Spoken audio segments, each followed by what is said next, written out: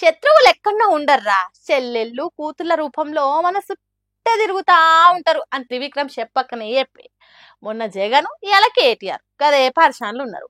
ఆ అన్నలకు రక్షగా ఉండాల్సిన చెల్లెళ్ళే రాకాశులు లెక్క చందర చేయబట్టిరు. ఇక జగన్ అంటే చూసి చూడనట్టు ఇడిచేసిండు గాని రాజకీయం అనే సముద్రంలో మునిగిదేలిండు కేసీఆర్. బిడ్డ చెప్తే ఈయనకుంటే ఊకుంటాడా, సార్చి 4 తలిగిస్తాడు. అవి అందుకే కవిత ఆటలకు బ్రేక్ కట్టేసిండు. కవిత అలా నాయనకు రాసిన లెటర్ ఎన్నడైతే లీక్ అయిందో ఖాతా మీ ఆయాల్టి సంది పార్టీ నేతలతోని సొంత అన్నతోని లోపల కస్సు బుస్సనుంది. మెల్లగా ఛాన్స్ వచ్చినప్పుడల్లా పార్టీ లీడర్లను తిట్టుడు, పార్టీ గురించి తప్పుగా మాట్లాడు. ఇంకా నిన్ననైతే ఏకంగా హరీష్ రావును ముఖం పట్టుకొని కాకపోయినా ఇండైరెక్ట్ గా కాళేశ్వరంలో అవినీతి జరిగింది నీ వల్లని అని మాట్లాడింది. ఈ ఈడికే ఈమె చేసిన రచ్చ జాలవు చూసుకుంటుంటే ఇంకా పెద్దగా అయ్యి ఇప్పుడిప్పుడే పార్టీ నిలబడుతుంది. ఇంత మళ్ళా ఏడవాడిపోతుందో అని బిడ్డ అని కూడా ఆలోచన చేయకుండా క్రమశిక్షణ ఉల్లంఘన కింద పార్టీ నుంచి సస్పెండ్ చేసిండు బీఆర్ఎస్ అధినేత కేసీఆర్. ఇప్పుడు కేసీఆర్ తీసుకున్న ఈ నిర్ణయం పార్టీలా రాష్ట్ర పాలిటిక్స్ లా పెద్ద గాలి దుమారమే లేపుతుంది.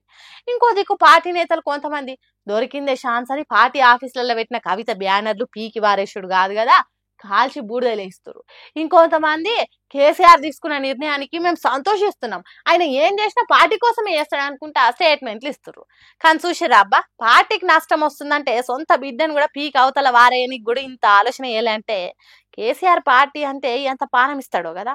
పార్టీ కోసం పానం కన్నా ఎక్కువ ఎంచుకున్న బిడ్డ ఎక్కువ ఏం కాదని నిరూపించిండని మాట్లాడుతుర్రు కారు కడతలంతా.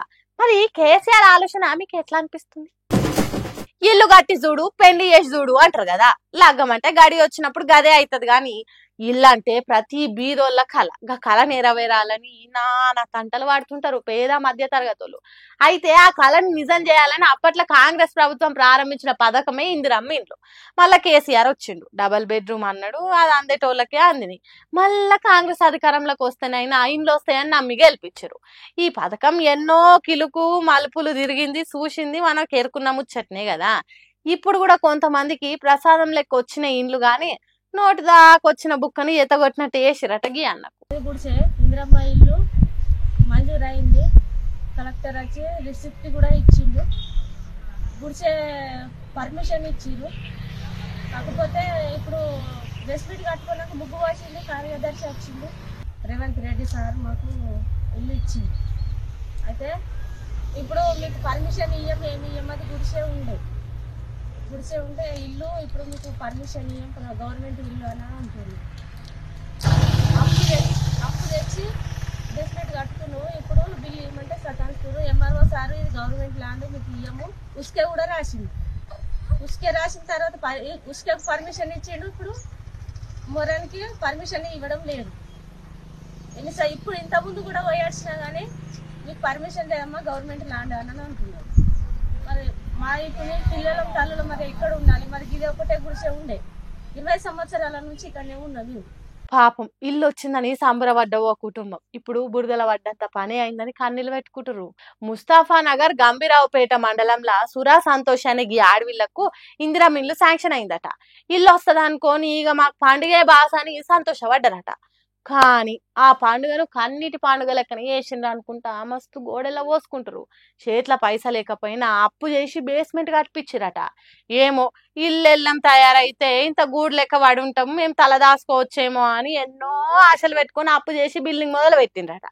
తీరా బేస్మెంట్ కి బిల్లు అడగబోతే అధికారులు గరం అవుతాన్రట. అయ్యో నువ్వు బేస్మెంట్ కట్టేసినవా, అయితే నీకు ఇల్లు రాదురా బాబు అని ముఖం పట్టుకొని జవాబు ఇచ్చిండ్రట. ఇల్లు కట్టుకోవాలన్న కళతోని మేము అప్పులు చేసి కట్టుకున్నాం, ఇప్పుడు ఇల్లు రాదని చెప్తుండ్రు, మా పరిస్థితి ఎవరికి చెప్పుకోవాలని సురా సంతోష కుటుంబము గోసెల్ల పోసుకుంటుర్రు. ఒక పేదోడు అప్పు చేస్తే మిత్తి మీద మిత్తిలు కట్టలేక మస్తు తిప్పల పడతారు. ఇక ఇప్పుడు ఇల్లు రాలేదనంటే మా బతికి ఎట్లా కావాలని ఆ ఇంట్లో ముసలామె కారు నుంచి చిన్న పిల్లల దాకా అందరూ కన్నీళ్లతోని కాలం గడుపుతురట. మరి అధికారులు ఇలా గోడుని న్యాయం చేస్తారా, లేకుంటే పేదోడు కన్న కళ లెక్కనే మిగిలిపోతుందా ఏం పాడు.